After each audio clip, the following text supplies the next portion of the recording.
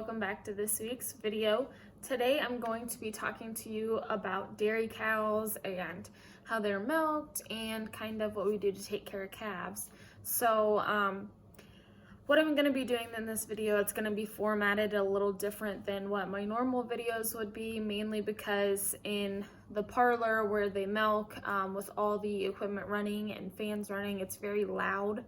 And I wouldn't have been able to record and talk to you guys while I was doing that. So I took all the footage of what they were doing and the process. And so I'll talk a little bit about what's going on, and then I'll show you the footage, and I might even show some of the footage while I'm talking.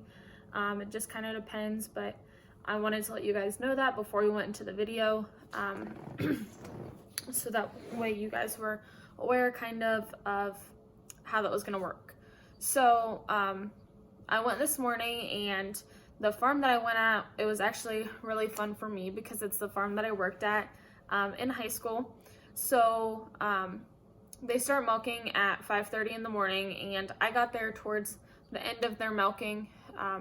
They milk around, I think, 200, and I might not be right on that number, but I would say probably right around 200 at the location that I was at. They have several locations. But I went to this one because it was a little bit smaller and it was easier for me to get around and take footage.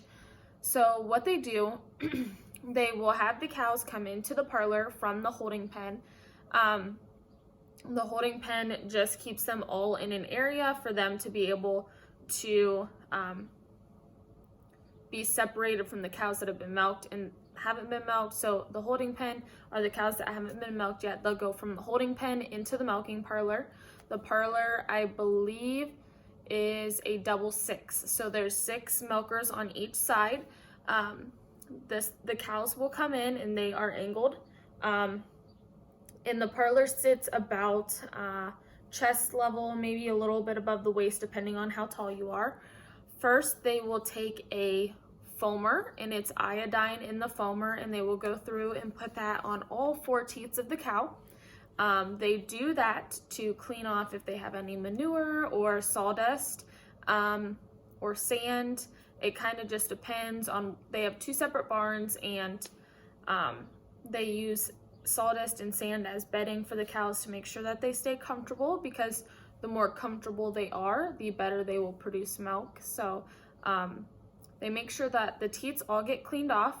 After they are all cleaned off, they go through and do what they call strip the teats. So they will run their hand from the top of the teat down to the bottom, and it gets the milk started flowing, so the cows will release the milk. Once you put the milkers on, it will be easier for them to get started milking and let their milk down for them, so it's not as painful. After they do that, they take a damp washcloth and they wipe off all the teats to get all the iodine off. And then they will go through and put the milkers on. The milkers will be on for a few minutes. It kind of just depends on the cow. Each cow produces different amount of milk. So they will put the milkers on, and then they automatically come off. They will automatically come off. They let the 6 cows out, and 6 more cows come in. So that's kind of the process that they go through when the cows are in the parlor. Once the cows go out, they just go back into the free stalls. So there's stalls, I have footage, and you can see that, they're wide enough for the cows to go in. The cows will go up, they'll lay down if they want to, for them to get out of the alleyways where the manure goes to.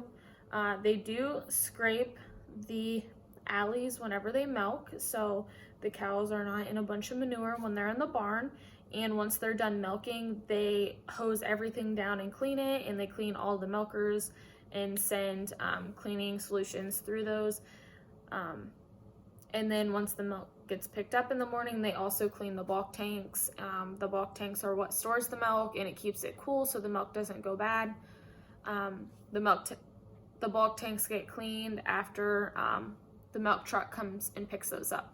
So that is the process that they go through in the milking parlor and letting the cows out, and then the cleaning process afterwards. They will even hose down milkers, or the parlor, they will hose that down as well if cows happen to go to the bathroom in there, they keep everything clean. They don't want manure on the milkers because it will clog up the filter that they have. All the milk gets filtered before it goes into the bulk tank. From the bulk tank, it goes to the processing facility where it gets pasteurized and cleaned. And I believe most of their milk goes to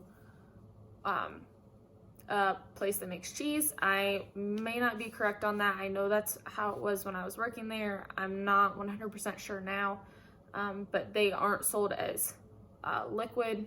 Well, they sell it as liquid, but once it's processed and pasteurized, it goes to make cheese, and it doesn't go for milk to be sold in the store.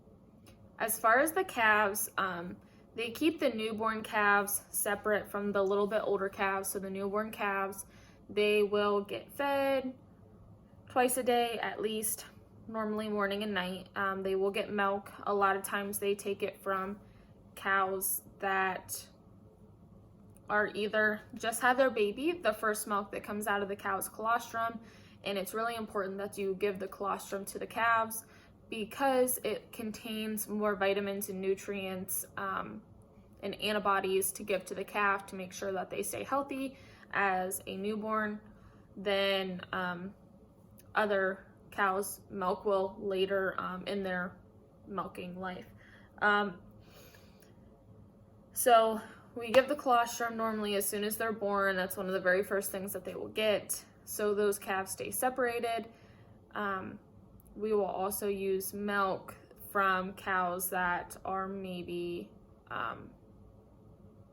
being treated for different things, and the milk is still safe for the calf to consume, but it is not something that we can sell to the producer to, you know, send it out and be pasteurized. It's not something that is safe for human consumption. We don't, any cows that are being treated, we will not milk into the bulk tank. If it does get milked into the bulk tank, that whole bulk tank will get drained out. It won't be sold. If for whatever reason it would get put into a milk truck, once the milk truck gets to the facility where it is pasteurized, that milk truck gets tested again, and if there are any traces of vaccines in it, that whole milk tank will get dumped, and the producers do not get any money for that. So we are very careful about making sure that treated cows' milk does not go into the bulk tank, but we will use it to feed calves. It's just better for them to get milk from the cows.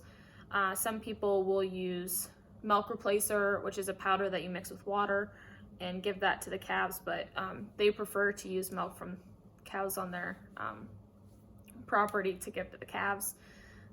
The calves that are in the calf barn are a little bit older. You will see that they have water and grain in front of them pretty much all the time. They will have water and grain in front of them through the process of them getting weaned. They will slowly stop giving them as much milk. So instead of getting milk twice a day, they may only get milk once a day until they get to the point that they are just on water and grain, and then they will get moved into a different facility for them to be with other calves or heifers their age, and they will not be given the milk anymore. And they will be fed a different diet of, if they're on pasture, they will get grass or hay and grain on top of that. All right, guys, so that's it for this week's video. Make sure to tune in next Tuesday for our next video. Hopefully it will be on the mini horses. They are getting closer, and you can see that they are starting to produce some milk. So hopefully within the next week we will have some babies, but make sure to tune in next week and we'll have a new video for you guys. See ya!